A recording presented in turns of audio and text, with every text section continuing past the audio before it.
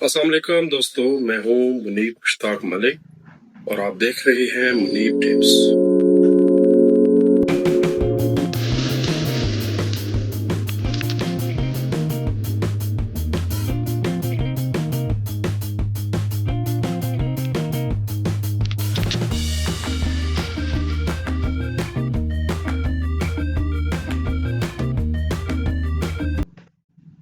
बिस्मिल्लाहिर्रहमानिर्रहीम। उम्मीद है आप लोग खैरियत से होंगे।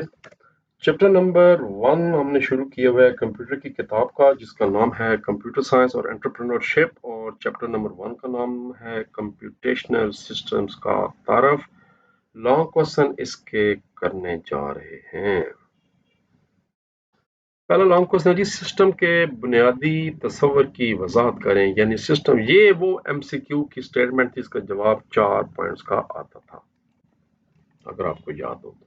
बुनियादी तस्वर जो है ना, अगर पूछा जाता कि बुनियादी तस्वर क्या है, ये देखें, तो फिर आप जवाब दे सकते थे मकासद, अज्जा, माहौल या मवासलात। मगर यहाँ पूछा गया सिस्टम के बुनियादी अज्जा क्या है, इसका फिर जवाब जी में आएगा। ये बात क्लियर। अच्छा जी, पहला लॉन्ग क्वेश्चन है जो कि पेज नंबर 3 पे है। इसमें पहले डेफिनेशन बता दें। सिस्टम को इसके मकसद, अज्जा, माहौल के मबीन रवाबत जिसमें वो काम करता है के जरिए बयान किए जाते हैं। एक सिस्टम के अज्जा माहौल में सिस्टम के मकसद को हासिल करने के लिए एक दूसरे के साथ रब्ता करते हैं।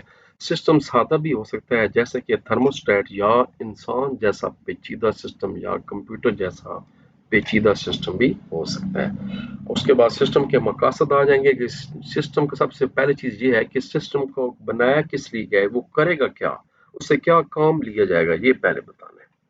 फिर सिस्टम किन चीजों से मिलकर बनेगा और वो चीजें आपस में कैसे मिलकर काम करेंगी, यानी कितने उसके जुज्व होंगे, हिस्से कितने होंगे, कितने बिल्डिंग ब्लॉक्स होंगे और कैसे आपस में मिलकर काम करेंगे, ये दूसरे हिस्से में सिस्टम के अज्जा में पढ़ना है।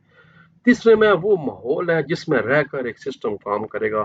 इसमें बैरूनी अवामल कौन से हैं वो बताए जाते हैं। सिस्टम के लिए माहौल को समझना अहम है, क्योंकि ये इनपुट फराहम करके आउटपुट में वसूल करके सिस्टम की कारकर्दगी बेहतर बनाता है। तो ये देखना होता है कि डाटा दिया कैसे जाएगा और आगे से जवाब कैसे मिलेगा, ये चीज भी इसमें शामिल करनी होती है।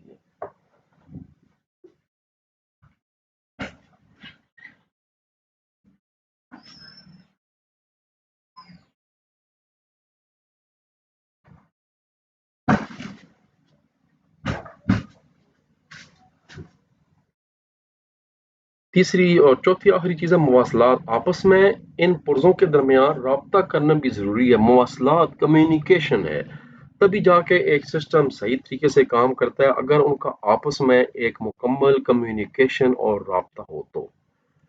जैसे अगर आपका दिमाग जो है वो अगर सही सिग्नल ना दे तो आपके पट्ठों को और आपके बाकी चीज़ों को, नर्व्स को, तो वो सही तरीके से काम नहीं कर पाएगा आपका जिस्म। इसी तरह आपस में कम्युनिकेशन भी हर हिस्से में ज़रूरी है। तो यहाँ तक आपका पहला जवाब मुकम्मल हो जाएगा। दूसरा जब सवाल है जी, कंप्यूटर का जो वॉन न्यूमैन आर्किटेक्ट, ये दोनों सवाल बहुत अहम है बोर्ड के हिसाब से। अब इसका मतलब ये नहीं कि बाकी छोड़ दें।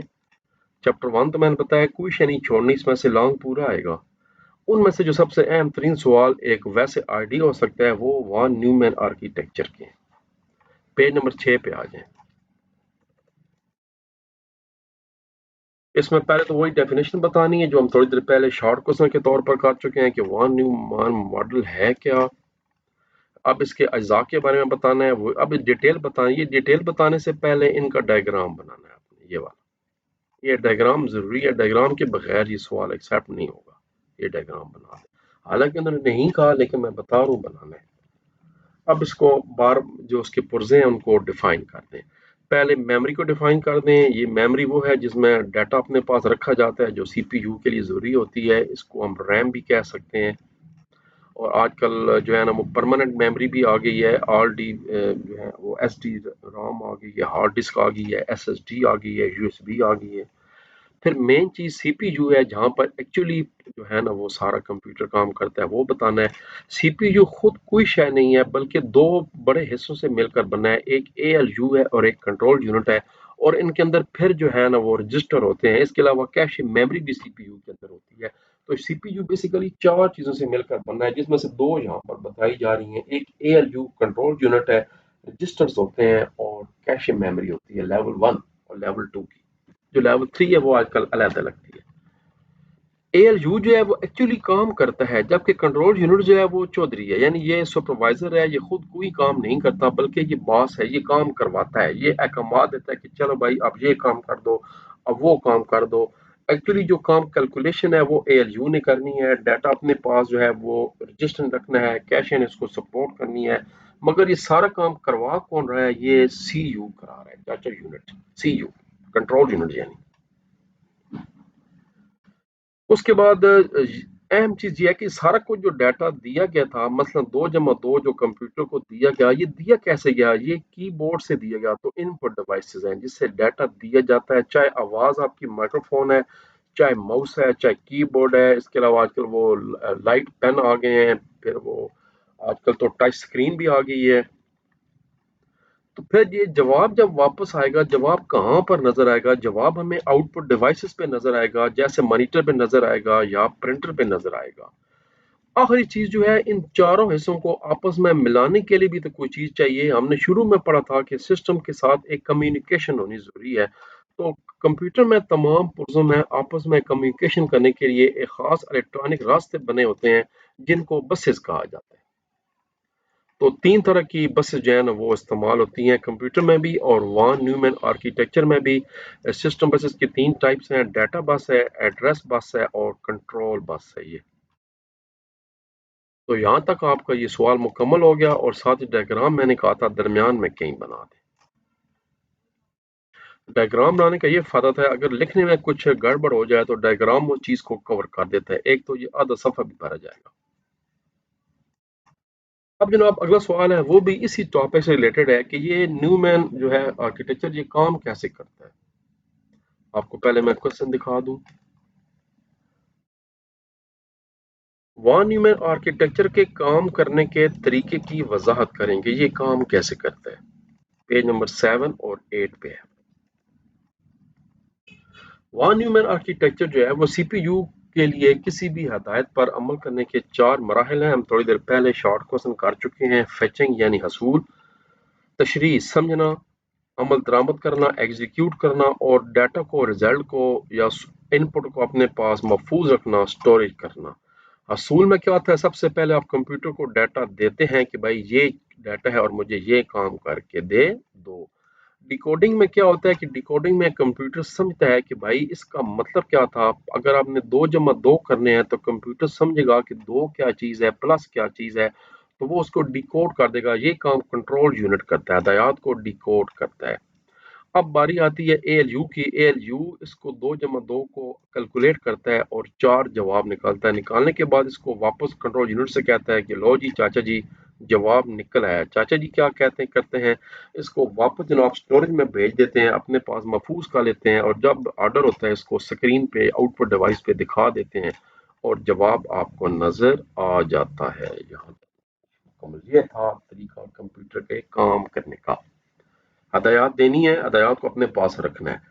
اس کے بعد کنٹرول یونٹ نے اس کو ڈیکوڈ کرنا ہے، ڈیکوڈ کرنے کے بعد اے ایل یو کو دینا ہے، اے ایل یو نے اس کا جواب نکالنا ہے، جواب نکالنے کے بعد واپس کنٹرول یونٹ کو دینا ہے، کنٹرول یونٹ نے واپس میموری میں رکھ دینا ہے، اور میموری سے جواب آپ کو سکرین پہ کہیں بھی نظر آ جائے گا۔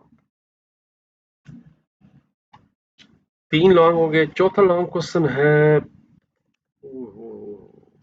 وضاحت کریں کہ یونیکوڈ کا استعمال کیسے ہوتا ہے اور ساتھ مثالیں بھی فراہم کریں۔ 3 طریقے ہیں اور ہر طریقے کی ہم ایک ایک مثال کرتے ہیں۔ Page number 20۔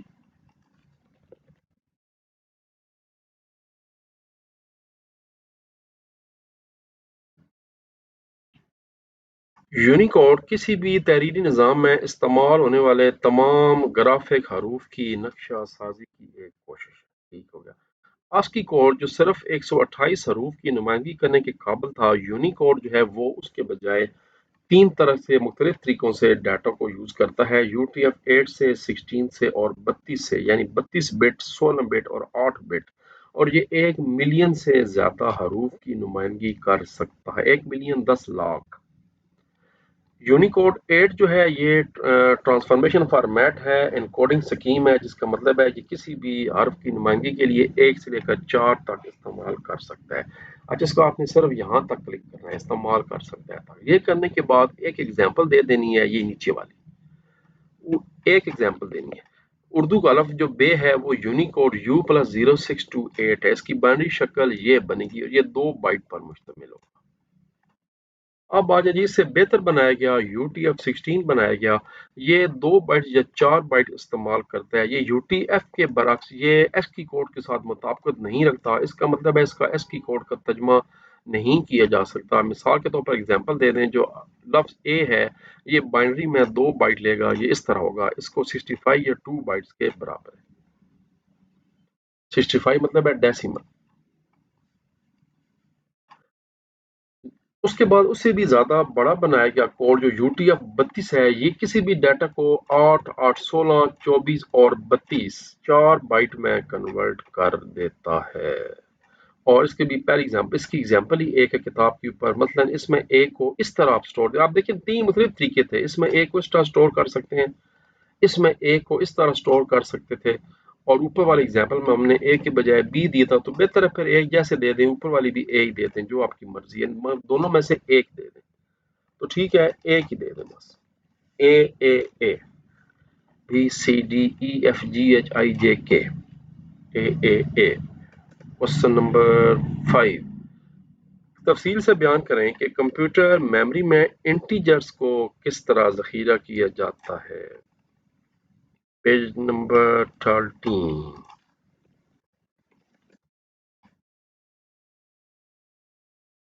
वही इंटीजर वाला टॉपिक है। इंटीजर को z से शो किया जाता है। इंटीजर मनफी इंटीजर और होल नंबर में फर्क है कि इंटीजर्स में नंबर प्लस भी होते हैं और माइनस भी, यानी नेगेटिव भी हैं और पॉजिटिव भी। कंप्यूटर प्रोग्रामिंग की दुनिया में हम उन्हें साइंड इंटीजर्स कहा जाता है, यानी किसी के साथ प्लस आएगा, किसी के साथ माइनस आएगा, मगर किसी नंबर के साथ अगर कोई साइन ना हो तो वो कंप्यूटर उसको प्लस यानी पॉजिटिव वैल्यू गिनता है।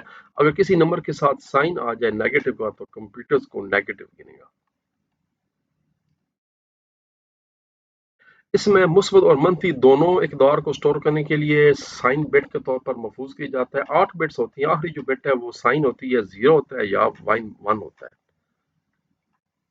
अगर साइन बिट ऑन है तो ये कीमत मनफी, यानी अगर आखिरी बिट 1 होगी तो मतलब है ये माइनस वैल्यू, अगर आखिरी बिट 0 होगी तो इसका मतलब है ये नंबर पॉजिटिव था। बात समझने वाली है। अब वो कह रहा है कि पॉजिटिव की तो बात होगी सीधी सीधी, मगर मसला बनता है जब किसी नेगेटिव वैल्यू को, आपको याद है मैंने थोड़ी देर पहले शॉर्ट कसन आखिरी कराया था, सब्ट्रैक्शन की थी दो नंबर्स की टूज कॉम्प्लीमेंट से। तो वो कह रहा है इसके लिए हमें टूज कॉम्प्लीमेंट की जरूरत पड़ती है। टूज कॉम्प्लीमेंट के लिए पहले वंस कॉम्प्लीमेंट की जरूरत पड़ती है। इसमें 0 को 1 और 1 को 0 में उल्टा कर दिया जाता है। उल्टा 0 को 1 और 1 को 0 में तब्दील किया जाता है, और आखिर में क्या करते हैं कि LSB में 1 ऐड कर देते हैं। आपको याद है, पिछला शॉर्ट क्वेश्चन ज़हन में रखें, तो जो जवाब बनता है वो बन जाता है टूज कॉम्प्लीमेंट। बस यहाँ तक करना था, मिसाल देने की जरूरत नहीं थी।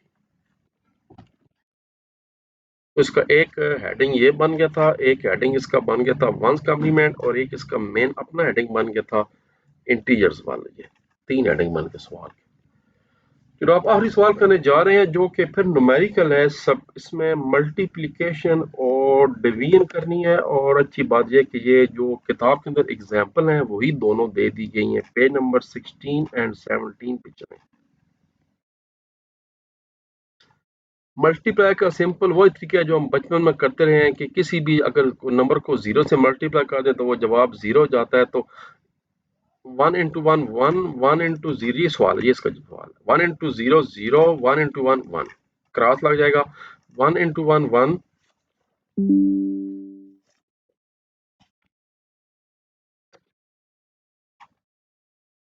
उसके बाद जनाब आ गया जी 1 इंटू 0 0, और 1 आ गया आपस में दोनों, यहाँ पर 0 था, यहाँ पर 0 था। ये बस आप सही कर लें, इसको ठीक कर लें, यहाँ 0 था। अब जब ऐड करेंगे तो 1 आ गया, 0 1 1 होता है, 1 और 0 1 होता है, और 1 1 होता है। जवाब आएगा 1 1 1 1, जो कि 15 होता है। कैसे मुझे पता लगा कि ये 15 होता है? वो आप ज़हन में रखें, मैं आपको थोड़ी देर पहले एक फार्मूला बताया था, 1 2 4 8 16 जो भी है। जरा नीचे सवाल लिख लें 101 और किसको मल्टीप्लाई करना है 11 से करना है। तो 101 क्या होता है, 4 वाली ऑन है और 1 वाली बिट ऑन है, 4 और 1 5 है, ये 5 होता है। और 11 क्या होता है, ये वाली बिट भी ऑन है, ये वाली भी ऑन है, 2 और 1 3, ये 11 3 होता है। तो जरा आम हिसाब में देखें कि 5 ज़रबे 3 कितना होता है, 5 ज़रबे 3 15 होता है। अब जरा हम इसके मुताबिक फार्मूले के मुताबिक 15 किलो चीनी लेते हैं। लो जी मैं बाजार जा रहा हूँ 15 किलो चीनी लेने के लिए। दुकानदार ने कहा जी मेरे पास तो 15 किलो का वट्टा नहीं है, सिर्फ ये पड़े। हमने कहा जी चाचा जी कोई मसला नहीं है, आप 8 किलो वाला लें, 4 किलो वाला लें, 2 किलो वाला लें, 1 किलो वाला लें। 8 और 4 12 और 2 14 और 1 15।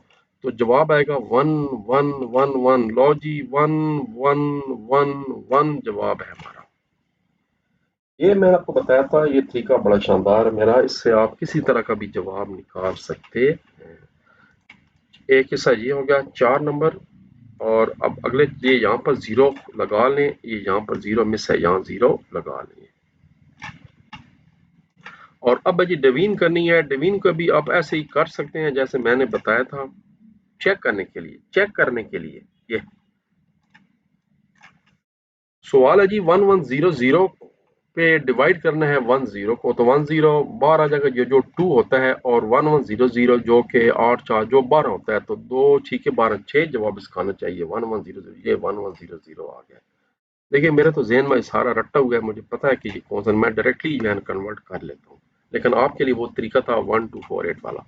अच्छा जी हम डिवीजन करने जा रहे हैं, सिंपल वही तरीका है जो आप बचपन में डिवीजन करते रहे हैं। अब देखिए पहले 2 नंबर 1 1 ले लिया हमने, तो 10 एकम 10 1 पे जाएगा, नीचे 10 आ जाएगा। जो सॉरी ये 10 नहीं पढ़ना, ये 1 0 है, ये 2 है।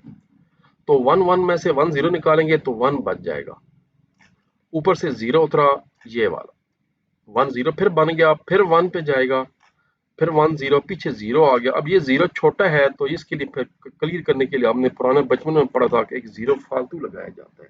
तो बस जब ये फालतू 0 लगाया गया तो साथ ही सवाल आपका खत्म हो गया। तो इसका अगर आप इस 110 को 10 से मल्टीप्लाई करें तो आपको एक्चुअल रकम मिल जाती है, ये आपने यकीनन बचपन में पढ़ा था। तो इस सवाल का जवाब आ जाएगा 110। ये नीचे लिखा हुआ है, तो ये आप खा लें सवाल।